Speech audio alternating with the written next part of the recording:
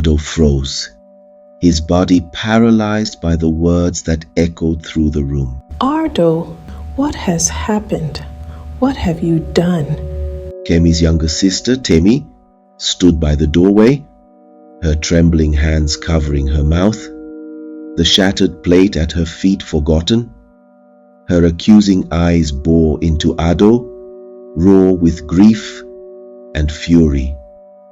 Ardo's breath hitched. Is Kemi? He couldn't finish the sentence.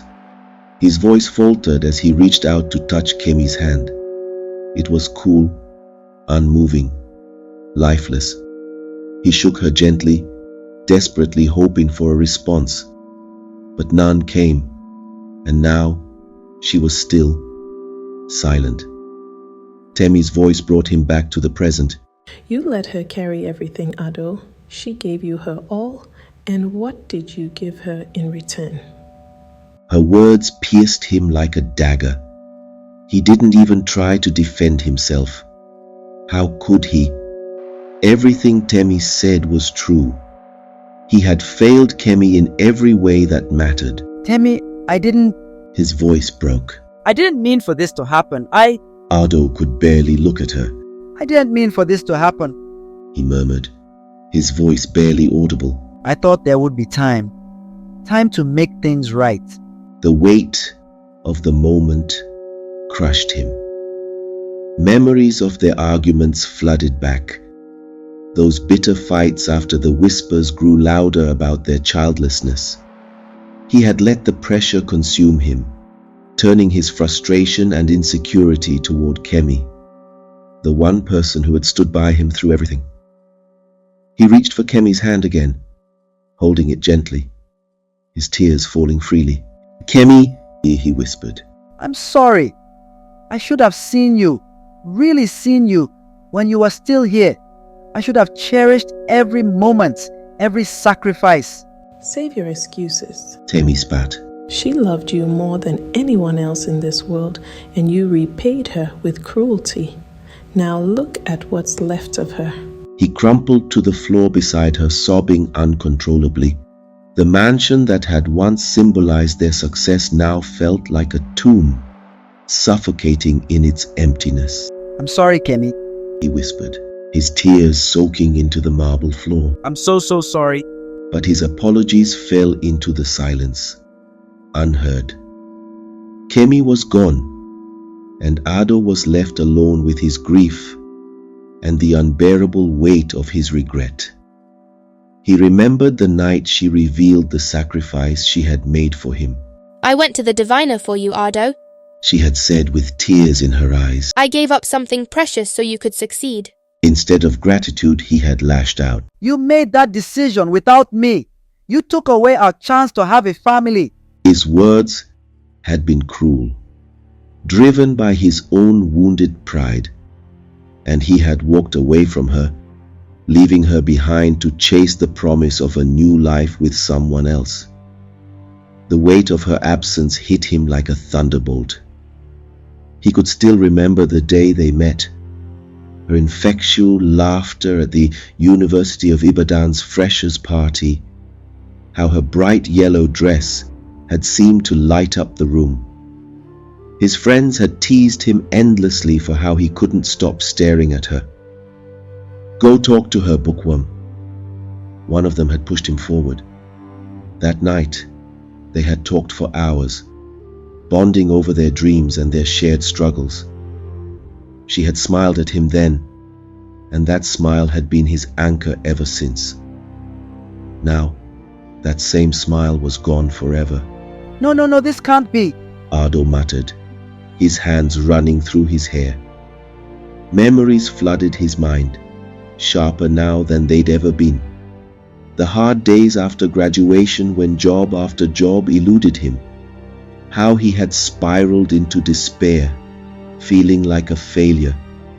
It was Kemi who had kept them afloat with her earnings from the hair salon, even though she came home every night exhausted and in tears over her cruel boss.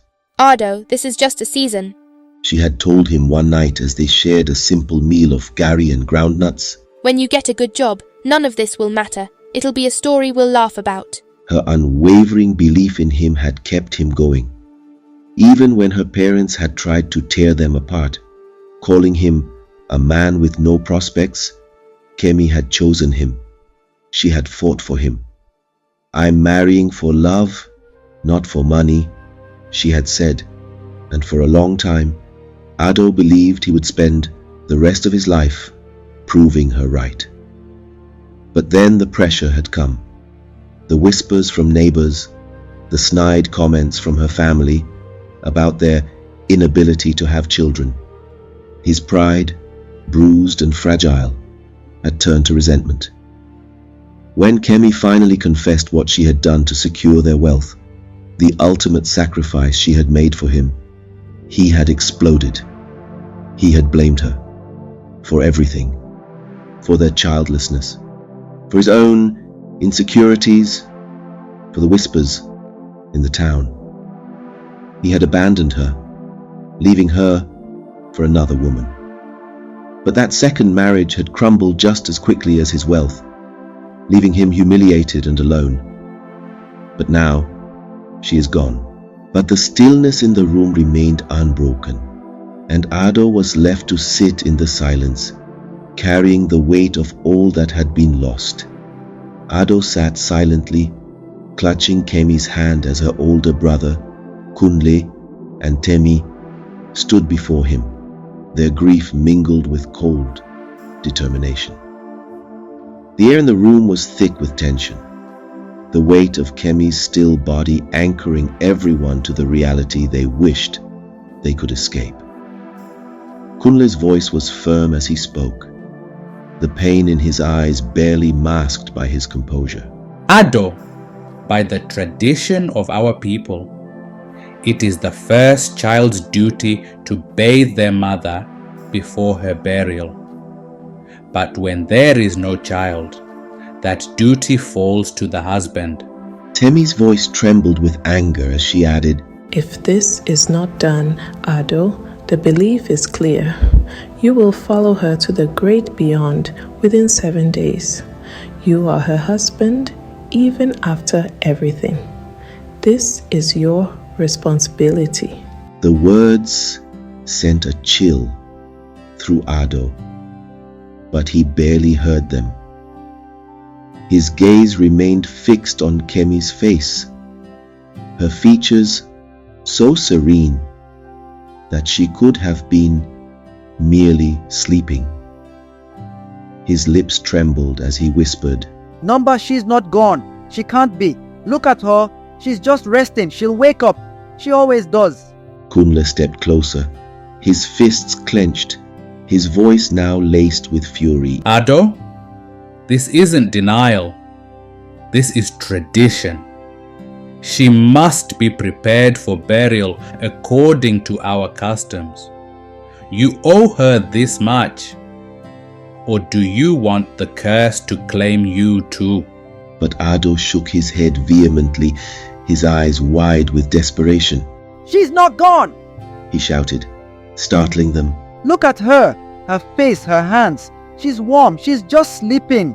Temi looked at him in disbelief, her grief giving way to frustration. Ardo, you need to face the truth. Stop running from it. You've already done enough harm to her. Don't let this be another failure. But Ardo ignored her, bending closer to Kemi's face. Kemi, if you can hear me, please wake up. Please don't leave me like this. I'll fix everything. I'll make it right. Just wake up. Kunle's patience had worn thin. "Enough, Ardo. This isn't about you. This is about honoring her. If you don't do this, her spirit won't rest, and neither will yours." Ardo's chest heaved as he looked up at Kunle, his face streaked with tears. I'll bathe her, He said hoarsely, his voice trembling. but I won't let her be buried. She'll wake up. I know she will. Temi opened her mouth to protest, but Kunle raised a hand, silencing her. Let him have his delusion if it'll make him do what's needed. But the rites must be performed. She deserves that much respect. Ardo stood shakily, still clutching Kemi's hand. As he prepared to carry out the tradition, he whispered over and over, "She's not gone. She'll come back to me." His voice, though filled with hope, carried the weight of a man broken by regret. The room grew silent, save for Ardo's quiet "please" and the soft shuffle of feet as they began the preparations for the rite. Though he was willing to follow tradition, his heart clung stubbornly to the belief that this wasn't the end. But for everyone else in the room, it was a farewell. A final act of love for a woman who had given so much and received so little in return. And as the hours passed, Ardo's hope remained unshaken, even as the weight of reality pressed in on him, like the heavy air before a storm. As Ardo bathed Kemi's still body, his trembling hands carefully moving over her, his voice cracked with emotion as he tried to fill the silence with their shared memories. Kemi, He whispered, forcing a smile that didn't reach his tear-filled eyes. do you remember those lecturers at the University of Ibadan? The ones who would stroll into class before 8 a.m. and hit us with surprise tests? You'd always say they got a special thrill out of our misery. He chuckled weakly, pausing to wipe her face gently. And my business partner, Mr. Pregnant Belly. You said he wasn't eating for 2, but for 5, the way he never stopped munching. The jokes used to make her laugh so hard, tears would roll down her cheeks. But today, Kemi didn't laugh. She didn't even smile. She just lay there, unresponsive, her once vibrant presence now a hollow absence. Ardo's chest tightened as he continued. His mind wandered to how their lives had changed after that one deal. A seemingly simple arrangement that opened the floodgates to wealth beyond his imagination. The money had come so quickly, and with it, his world transformed. The deals grew bigger, the wealth multiplied, and so did the attention. His social circles expanded, filled with people who valued his influence and riches, not his character. Amid all the glamour and extravagance, Ardo had failed to see the price Kemi was paying for their newfound prosperity. She had always been there for him, waiting at home with warm meals and a welcoming smile, hoping to share in his day like they used to before everything changed. But Ardo had dismissed her time and, again, "You have nothing to offer me," he'd say, brushing past her without a second thought. He hadn't known then, hadn't cared to know, that her vitality, her very essence, was the foundation of their wealth. She had sacrificed her womb, the seat of her strength as a woman, for him. At first, Kemi thought it was a small price to pay for their happiness, but the sacrifice was far greater than she imagined. As time passed, she began to wither, her once glowing skin turning dull, her energy sapped. She had spent countless hours in hospitals seeking answers, but the doctors found nothing. Desperate for clarity, she turned to the diviner, who revealed the truth. Your womb, The diviner said gravely, was the source of your vitality. Its sacrifice is what fuels your husband's wealth. The more you weaken, the more powerful he becomes. Kemi returned home that day, her heart heavy with knowledge she couldn't share. She tried to hide her failing health behind her smiles, hoping her love and sacrifices would keep their union intact. But she lost more than her womb and her strength. She lost Ardo. It was a sunny afternoon when Kemi decided to surprise Ardo. She had spent the morning preparing his favorite dish, egusi soup with pounded yam, hoping the gesture would rekindle the warmth they had once shared. Despite the growing distance between them, Kemi held on to hope that small acts of love could mend the cracks in their relationship. Arriving at his office, Kemi was greeted by the receptionist, who gave her a polite but wary smile. Kemi felt a flutter of nerves in her chest but brushed it aside. I just want to drop this off for my husband, she said, holding up the neatly packed meal. The receptionist hesitated. Oh, Mr. Ardo is busy right now. Kemi smiled faintly. That's okay. I'll wait or just slip in quietly. He won't even notice me. Before the receptionist could respond, Kemi made her way down the familiar hallway toward Ardo's private office. Her heart raced with a mix of anticipation and anxiety as she reached the door, the muffled sound of voices behind it drawing her attention. Without knocking, she pushed the door open, her lips curving into a hopeful smile that quickly froze. There he was, her husband, the man she had sacrificed everything for, locked in an intimate embrace with another woman. The woman, draped in a fitted red dress, perched on Ardo's desk as he leaned into her, his hands resting on her waist. The packed lunch slipped from Kemi's hands and fell to the floor with a thud, the sound startling them. Ardo turned abruptly, his face draining of color as his eyes met Kemi's. The other woman, unfazed, adjusted her dress casually, throwing Kemi a disinterested glance as if she were the intruder. Kemi's lips trembled, her voice barely above a whisper. I brought you lunch, Ardo. I thought it might make you happy. Ardo stared at her, his expression caught somewhere between guilt and irritation. Kemi, I can explain. But she shook her head, her tears beginning to spill. Explain? She said, her voice breaking. What's there to explain, Ardo? You've replaced me, haven't you? My health, my love, my sacrifices, they mean nothing to you anymore. The other woman stood, smoothing out her dress and grabbing her purse. I'll leave you two to talk, she said with a smirk, brushing past Kemi without a second glance. The door clicked shut behind her, leaving Ardo and Kemi alone in a silence so heavy it was suffocating. Kemi's shoulders shook as she tried to gather herself. I thought we could fix this, Ardo. I've been holding on, trying to make things work. But this is what you've been doing while I'm at home. Praying for you, for us. Ardo rubbed his temples, his frustration slipping through.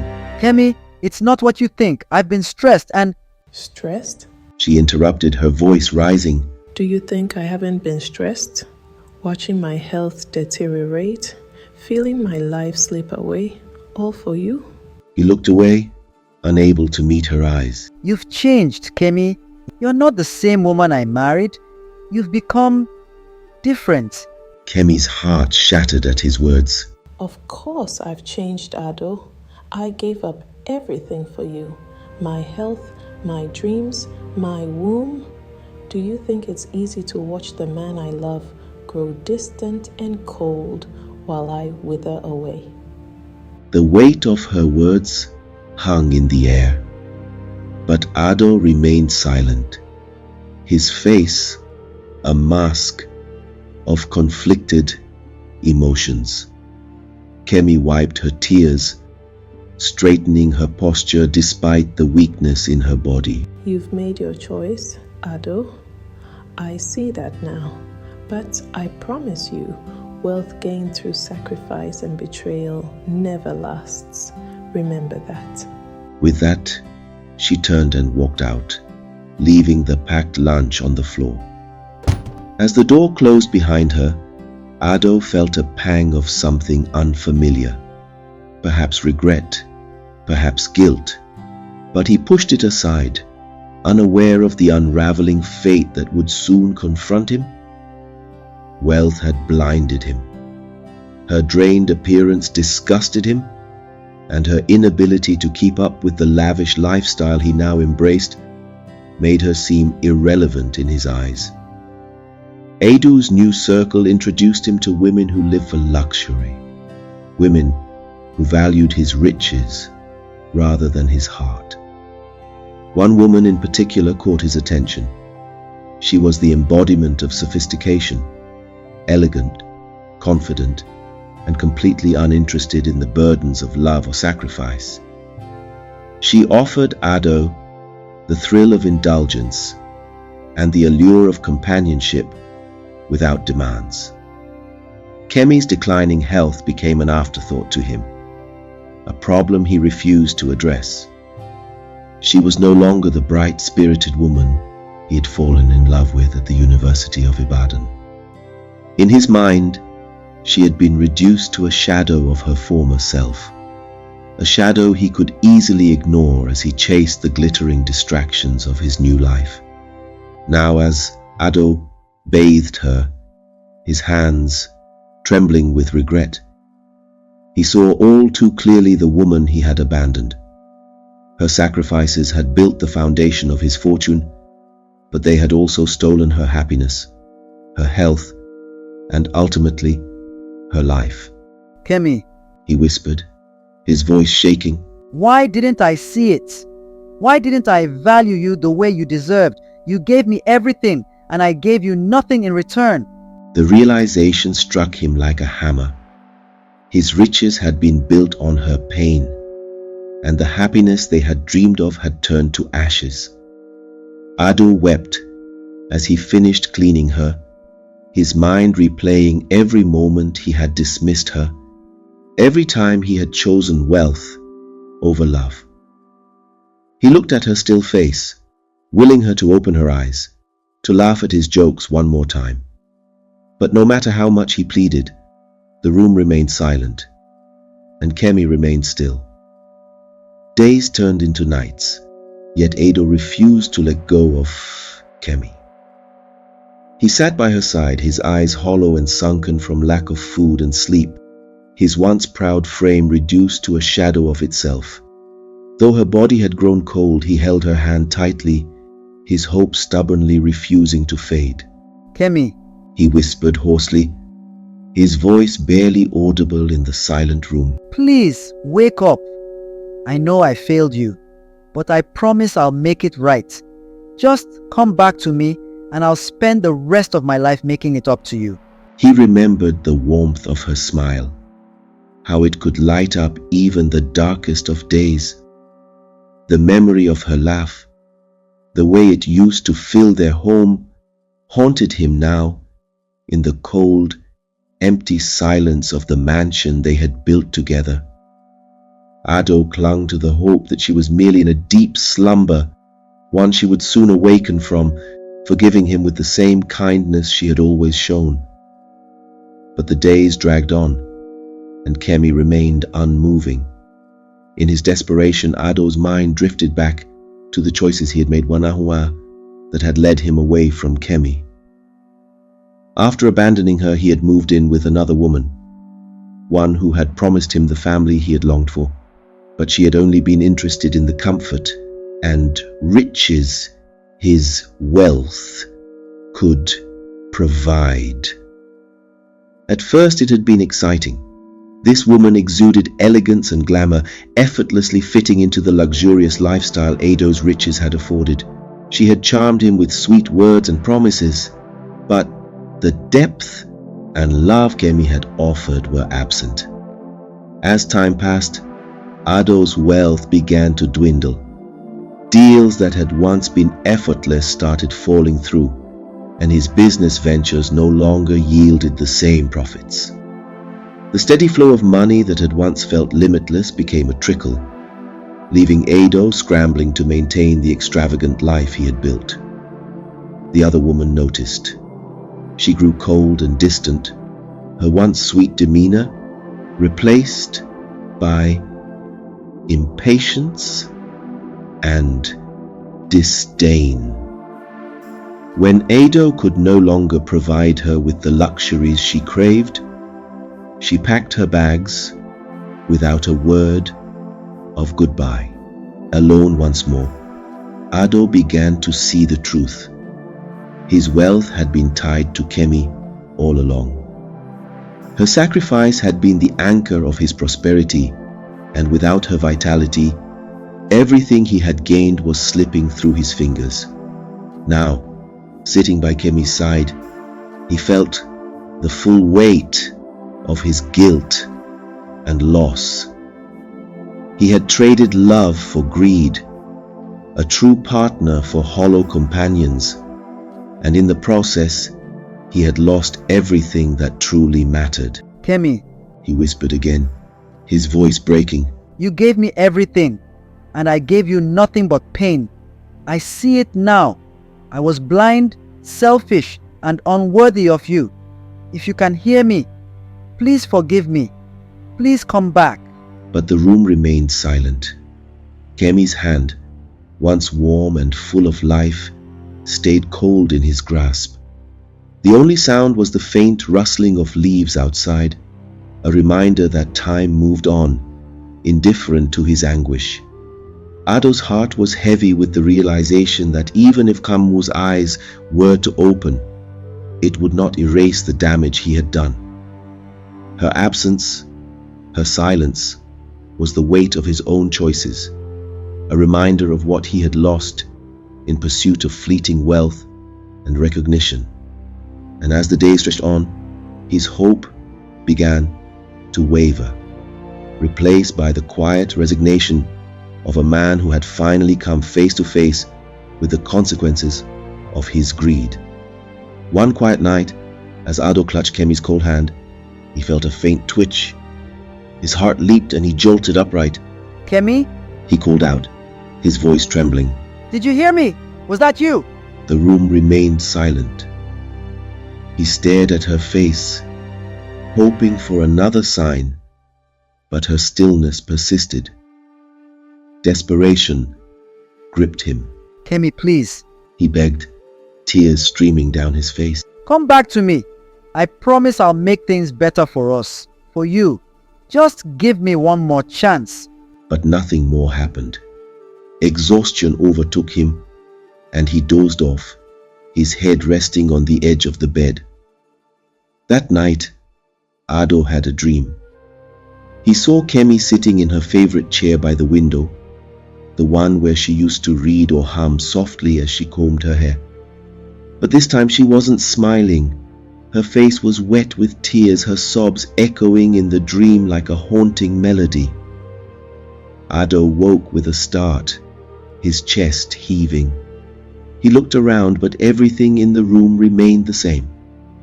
Yet, every time he closed his eyes, the dream returned. Kemi's crying figure, her grief unrelenting, filled his dreams night after night. One night, her image spoke. Ardo, She said, her voice a mix of sorrow and longing. I loved you. I want happiness for you. I want to always be with you. You belong to me and only me. Ardo woke with a shiver, her words echoing in his mind.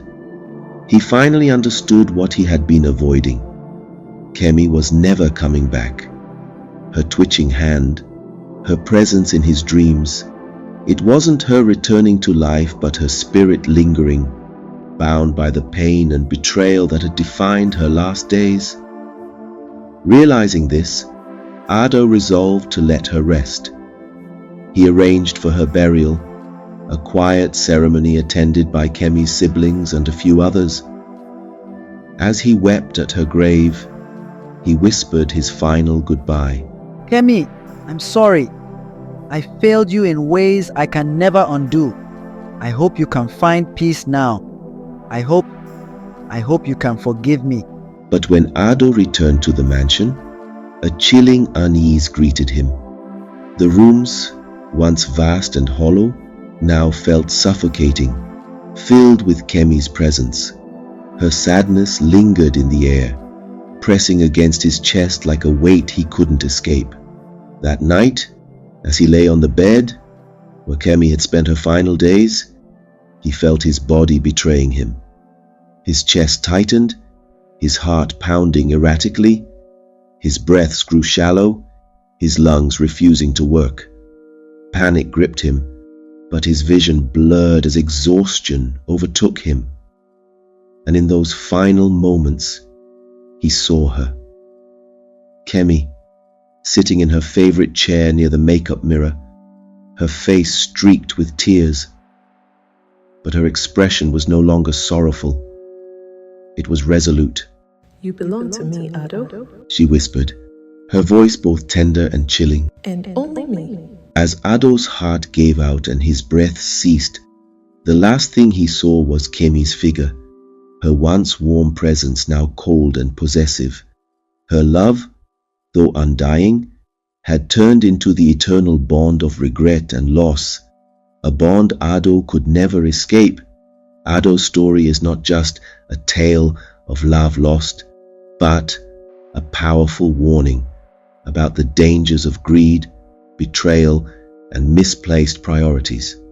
It reveals the devastating cost of pursuing wealth at the expense of human connections and the sacrifices made by those who truly care for us. In the end, Ardo lost everything: his wife, his wealth, his peace, and ultimately, his life. His story serves as a stark reminder that greed and betrayal pave the way to ruin. True wealth lies in love, loyalty, and the relationships we nurture, not in material possessions or fleeting pleasures. Ardo's tale is a cautionary folklore for generations to come, teaching that sacrifices made in love must be honored and that wealth without integrity is a curse disguised as a blessing. Thank you for watching. Please subscribe to Tales from the Grassland for more moral tales.